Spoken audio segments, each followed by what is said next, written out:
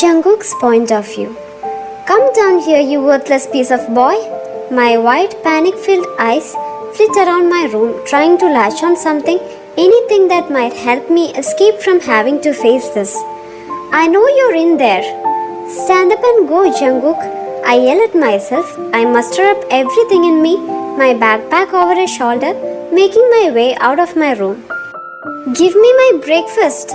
I open the fridge hastily, pulling out the egg and the other ingredients from it, quickly hurrying with my work to prepare her breakfast. I set the plate in front of her on the bar counter and take a quick step back, putting much needed distance between us. She takes one look at the plate. What have you done? You expect me to eat this?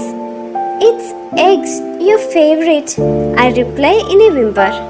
Are you talking back to me? She shouts, and before I could comprehend what's about to do, she grabbed the beer bottle and throws it. My eyes widen, but in that second, my instincts takes control and commands my body, making me dodge it. Whew.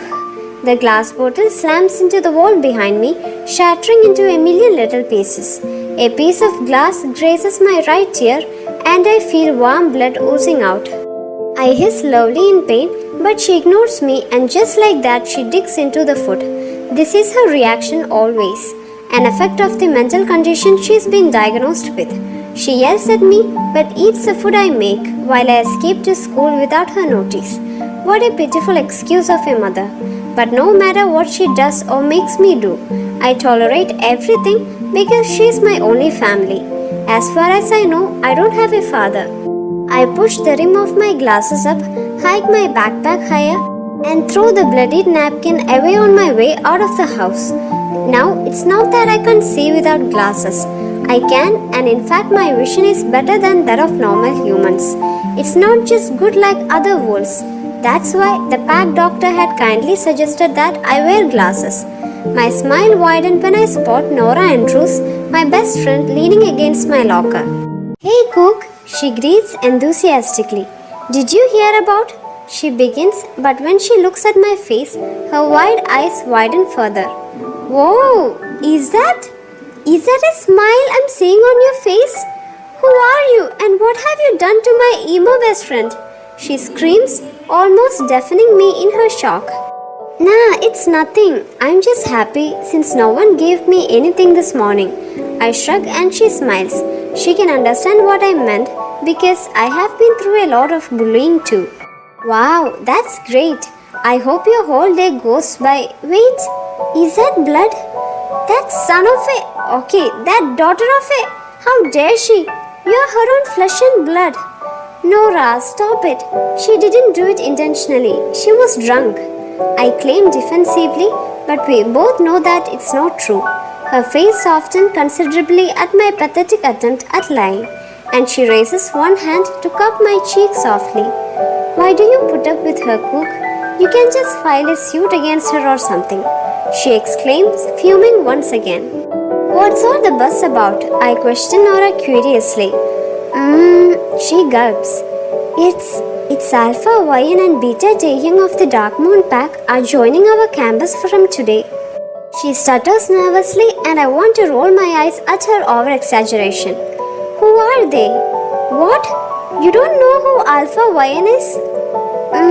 The Alpha of the biggest pack? Of course, everyone knows that. But don't you know why she is feared and respected so much? I don't know why.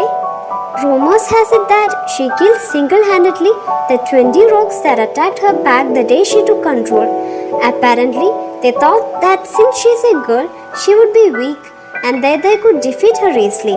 It is said that she was in such a fury that she just went on like a rampage, killing everything in her path. She kills without a second thought, she adds in a whisper. A shiver rolled down my spine at hearing the last part. Oh, I say, not knowing whether or not to take her word that a killer is studying among us. For some twisted reason, something in me dislikes the prospect of calling her killer. Stay clear of her, Cook. You have suffered enough already with one alpha. Who knows what she'll do if she sets her sight on you? Predators like them prey on people like us. Nora lectures, earning a small note from me. I feel like I should stop her from assuming and saying such things about a girl she had never met in her entire life. Who are you to judge a person you have never met? I want a challenge. What's wrong with me? I'm going to the library to pick up a book. I will see you at the cafeteria. Alright then, bye. She waves and sprints off, not waiting to hear my reply. Such a hyperactive person she is. Hey nerd, I freeze. You are here at the right time, I hear Mark say. I stand there mutely. So, what do you think of the new student Wyan? He interrogates. I haven't seen her yet. I mumble, making him laugh out loud. Honestly, I don't know what the joke is. Well, she's bad, he declares, and out of nowhere, his fist swings out, crashing with my stomach brutally. The force knocked the wind out of my lungs, and I crash to the ground. Ah! I shout in pain when another blow is landed on my other leg, making tears of pain gathering in my corner of my eyes. You worthless piece of boy! He growls menacingly. I open my eyes and flinch when I see Mark about to attack me again by pulling back his fist. I raise my arms in defense, but to my utter surprise, the blow never comes. Instead, a loud crunch resonates throughout the hallway, surprising me along with everyone else. I open my eyes once again from my lying position. What? Or more correctly, who I see takes my breath away. A girl standing there like an avenging angel over the groaning body of Mark on the floor. But girl would be too simple of a word to describe her. No, the person before me is not a girl, she's a goddess. Mark's jokes bows their head in submission, murmurs of alpha. My voice gets agitated and keeps on saying something, but I ignore his persistent calls, fixing my entire focus on her, as my fogged brain is not able to register anything except the exotic beauty standing before me. Her steel grey eyes change their focus from Mark and they settle on me, darkening yet instantly softening at the same time. Finally, her pink lips part to let one word escape them, the one word that changes my life. Mine. Wyan's point of view. We reach the familiar gates of Greenville High and I pull my car to the best parking space available, smirking slightly at the fact that it's surprisingly empty. I see that the school's prepared for my arrival. I glance at my mirror to see that Taeyang had just parked his car in the spot behind mine. Yes, he decided to come to school again just for my sake. I know he deserves some kind of award. Taeyang and I set foot inside at the same time and the class erupts into a series of hushed whispers and panicky looks when they feel our presence and identify who we are. The teacher looks up with an annoyed look from his seated position in front of the class. But just as I would predicted, when realizes who we are, fear crossed his eyes before they shift to a kind professional mask. Welcome to Greenville High, Miss Wyan and Mr. Taeyang. He greeted respectfully, nodding at both of us. I catch sight of the last desk, which is empty, and walk towards it.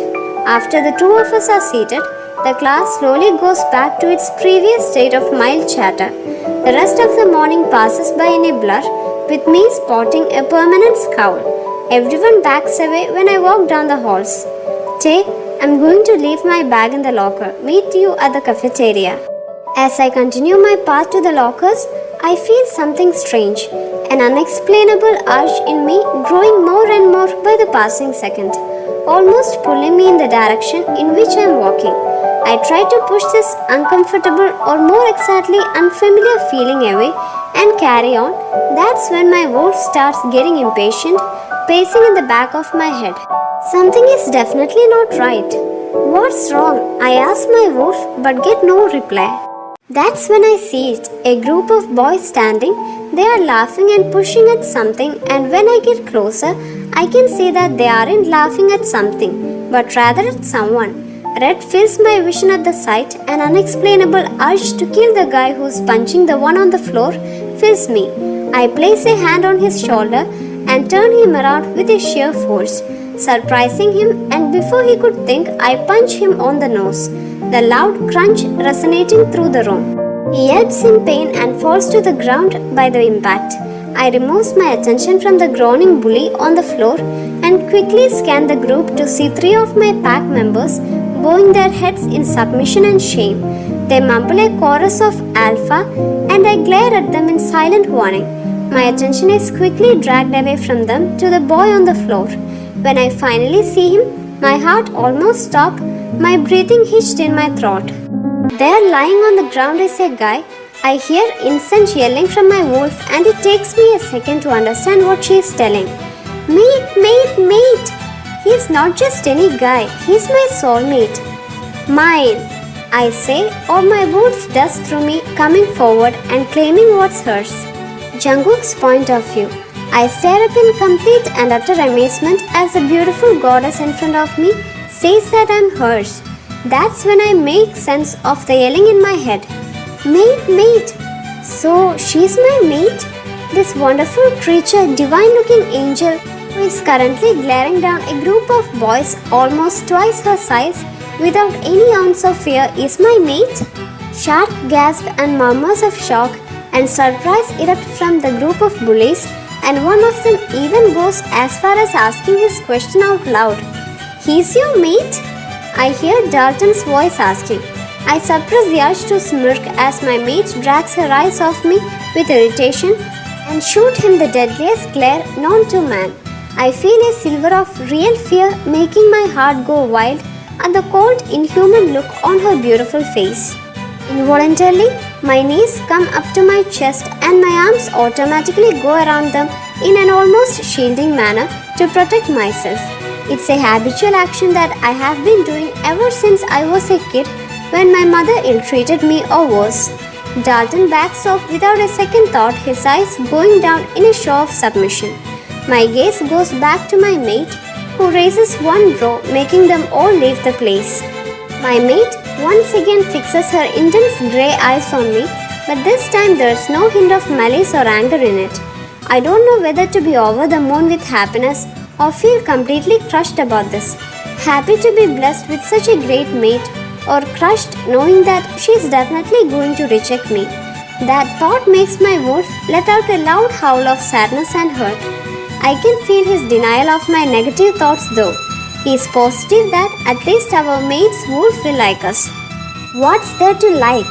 I snap back bitterly at my wolf. This shuts him up because it's safe to say that years of bullying and mental torment has brought our self-esteem down considerably. How pathetic I am. With that, I stand up slowly. I wince in pain, feeling my parts aching painfully. I feel a set of delicate fingers wrapping around my bicep, supporting me to stand up. Warmth sizzled down on my body, her soft touch almost making me shiver at the feel of it. I try not to show my pain or let out any whimpers that would show how weak am I. Maybe if I prove to her that I'm not weak, she won't reject me. Hell, who am I kidding? She'll probably see right through it. There is no denying in it. When I almost stood up, she puts a foot of distance between us. I almost whimper out loud at the loss of her touch, at the loss of pleasure tinkles and sparks. Careful, she whispers softly. I stare dumbfounded as her face that was hard and cold moments ago softens ever so slightly, betraying that she's feeling at least a tiny bit concerned for me. The conclusion makes my heart leap, a feeling of happiness I haven't felt in a long time, enveloping my heart like a warm blanket. I grin goofily and she looks at my face. What's so funny? It's nothing. I mumble, too embarrassed to say anything. No, I want to know, she says with authority, the look in her eyes challenging me to go against her. Well, I'm just happy that you are I drag out, my cheeks growing warmer. Mate? I cough out in the last word, unable to meet her eyes. Really? She questions and I can hear the surprise in her. But I thought you would reject me. I stare at her. What? She looks unaffected. You thought that I would reject you? Why? I inquired in a shocked stumble of words, completely flabbergasted. You know who I am, right? I stutter, my brain racing with incredible speed, thinking if I have seen her anywhere or if I'm supposed to know her. No, I said truthfully, looking down. I'm Alpha Wyan of Darkmoon Pack. She announces her name as if that alone explains it all. Well, I had a sneaking suspicion that she might be the one the whole school was talking about. But I would dismiss it, thinking that such a powerful alpha couldn't be my mate. The news no doubt does frighten me, but it's not bad enough that I would reject her. Hell, I would never reject my mate, even if she is Satan, as long as she is ready to accept me wholeheartedly. I give her a confused look, but she just stares at me blankly. What does that have to do with anything? You don't mind that I have killed a lot before? That I am a monster? She asked casually, as if discussing today's weather. I don't think you are a monster, I affirm, observing her reaction carefully. I'm pleased to note that she looks shocked by my words. The first proper reaction I have ever gotten from her, beside being cold. You don't? No, I can't judge you without knowing you first. But I know that you wouldn't want someone as weak as me. So go ahead. My voice breaks. Reject me. I'm not that big of a monster to reject what the goddess gave me. Does that mean that you won't reject me? I exclaim hopefully, not making an effort to hide the emotion from my eyes or words. Yes, and you're not? Cook? A familiar voice called from a distance, interrupting Alpha Wyan mid-sentence. I see Nora bounding down the hallway at full speed. Just like always, she launches herself into my arms, her body slamming into mine with full force. Her hands go around my neck as she squeezes the life out of me, burying her face in the crook of my neck. A low, possessive growl resounds through the hall, surprising us both for different reasons. Nora's back stiffens as she pulls away, her arms still resting loosely around my neck. She turns and looks at Alpha Wyan, who is standing right there with her arms crossed and a threatening glare plastered across her face, and then glances at me with, "Who the heck is she?"